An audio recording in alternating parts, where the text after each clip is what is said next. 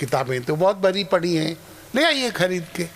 जिंदगी भर चली जाएगी, कुछ प्राप्त नहीं होगा। हमारे परम पूज्य गुरुदेव बहुत कृपा करके बताते हैं कि पुस्तकें खुद मत पढ़ो। आपने इसके उलट पढ़ा होगा, आप उसको सहमत शायद अभी न हो, कि पुस्तकें, विशेष करके धार्मिक पुस्तकें, जो गहरी पुस्तकें हैं, उनको उनके पारगामी महापुरुषों से, उनकी छत्र छाया में पढ़ो। दूसरा, हमारी बुद्धि के ऊपर जो आवरण जिस रंग का लगा है, सपोज मैं लाल रंग का चश्मा लगा लूं तो सफ़ेद रंग भी मुझको लाल रंग लगेगा। और जिनको बचपन से ही जो आँखों के ऊपर जैसा चश्मा लगा है वैसा ही दिखता है। क्लियर देखने का, विजन देखने का कोई तरीका नहीं है। क्यों नहीं है? हम तो पैदा ही ऐसे हुए। कहावत है, सावन के अंधे को हरा हरा ही दिखता है, हमेशा तो हरा नहीं होता। दूसरा, ग्रंथ बोलते हैं ये महारण्य है। ग्रंथ क्या है? महारण्य। या किनको इसका लाभ हो सकता है? वो बोलते हैं श्रद्धावानम लभते ज्ञानम तत्परः संयतेन्द्रियः।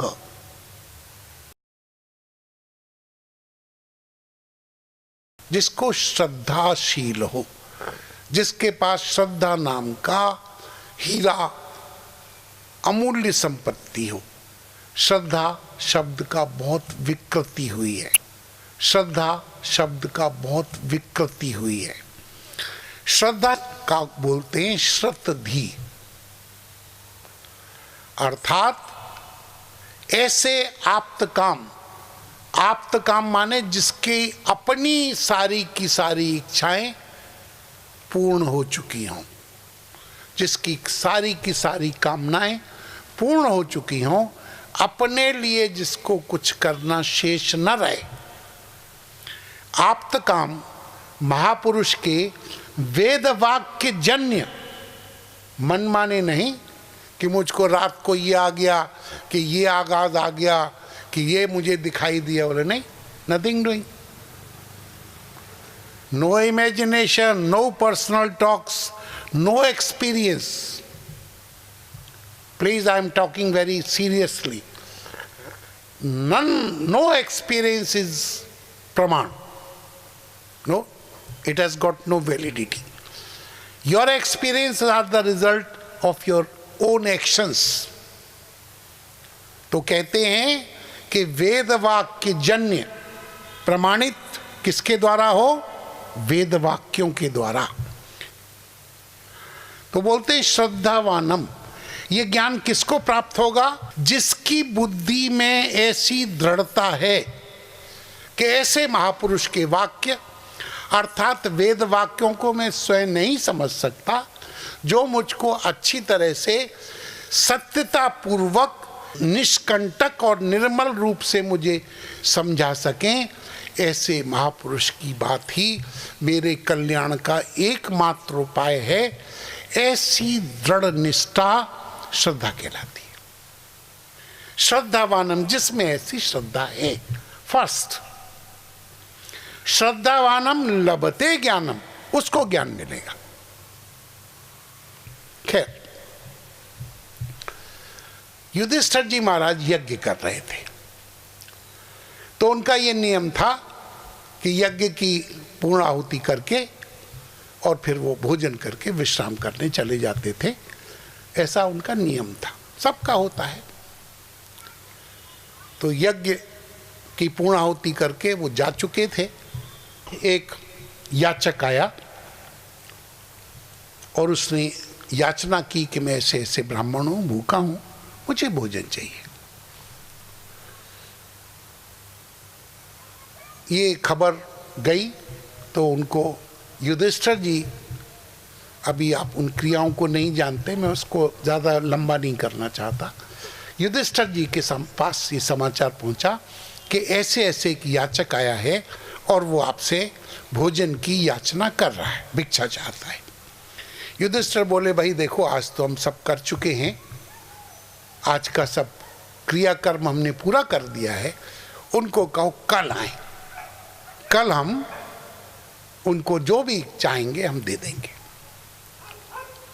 ये बात लेकर जब हरकारा बाहर गया, हरकारा मीन्स मैसेंजर, जब बाहर गया वो ब्राह्मण को बोलने के लिए, तो भीम वहां खड़े थे। भीम ने सुना कि मेरे भाई ने कहा है कि कल हम इनको दक्षिणा देंगे।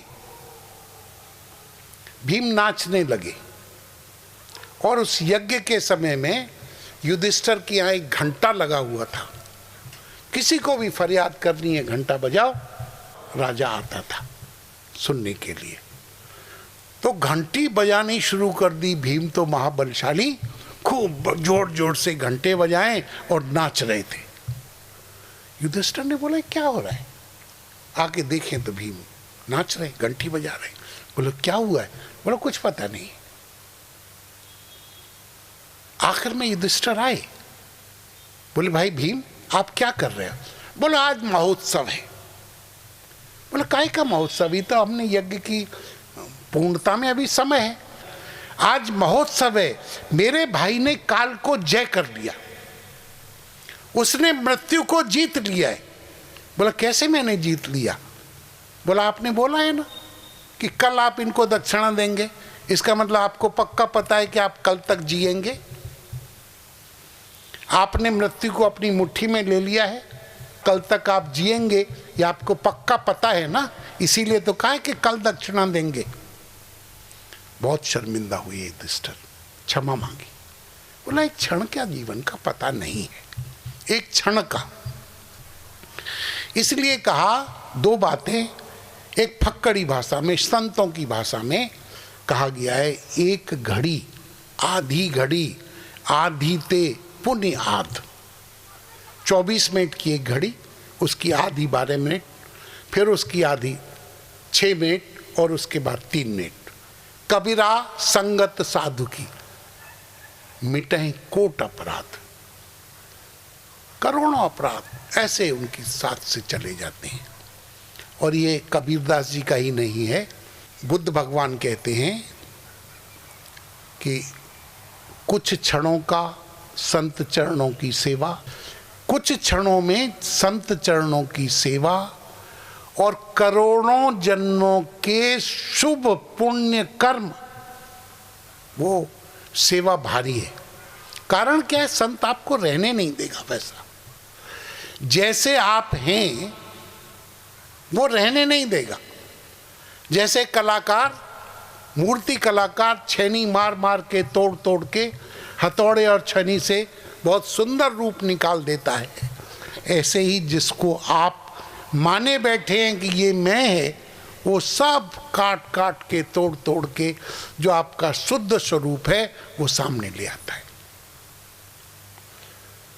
इसमें धीरे धीरे हम ओम में प्रवेश करेंगे। आज यहाँ तक।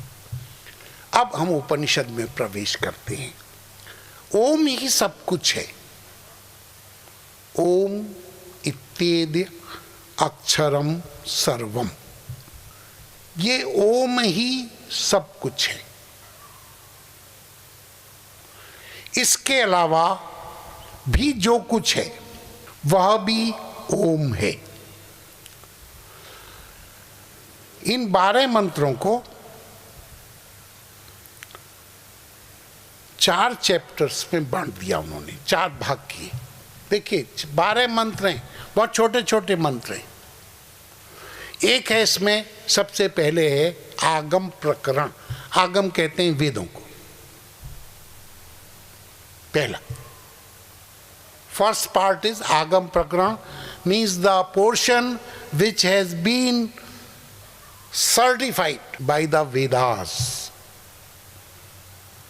दूसरा है वैतथ्य प्रकरण। वैतथ्य माने क्या? तथ्यों के विपरीत। There is no fact in it. Whatever is there It is beyond comprehension in the sense that it has got no existence. वैतथ्य। तीसरा है अद्वैत, नॉन ड्यूअल। तीसरा इसका भाग है अद्वैत प्रकरण। और चौथा है अलात शांति। ये इसके 4 नाम हैं। पहला मैंने कहा आगम प्रकरण। आगम प्रकरण माने आपकी जागृत अवस्था, ठीक। आगम प्रकरण मैंने कहा वेदों से आपका है, वेद माने ज्ञान, ये सर्टिफाइड है, इसको कोई चैलेंज नहीं कर सकता। आगम प्रकरण। वैतथ्य माने विपरीत, स्वप्न आपके। स्वप्नों को आप प्रमाणित कर ही नहीं सकते। कर सकते हैं, कुछ भी दिखता है, कुछ भी, कोई उसका सेंस ही नहीं है, कोई उसमें न सबसेंस है न कोई उसका प्रूफ है, कुछ नहीं। तीसरा है अद्वैत प्रकरण। तो ये आपकी पहली अवस्था है जागृत अवस्था। दूसरी अवस्था है स्वप्नावस्था, वो है वैतथ्य प्रकरण।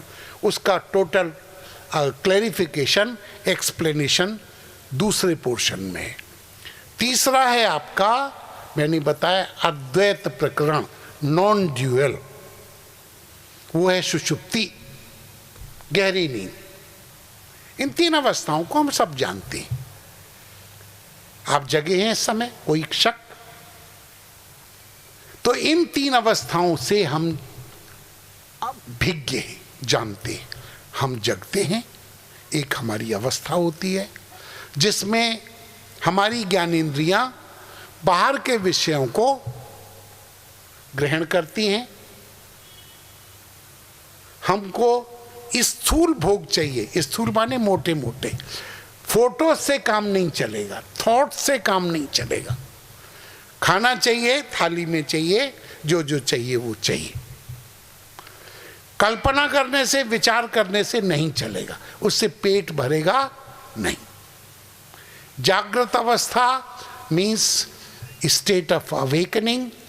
ये कहते हैं जागृत अवस्था में आपके, कल मैंने बोला था, 7 अंग होते हैं, 19 मुख होते हैं, आपकी चेतना बाहर की ओर होती है, आपको स्थूल भोगों के भोक्ता होते हैं, और उस समय आपका नाम, उस अवस्था के अभिमानी का नाम वैश्वानर होता है।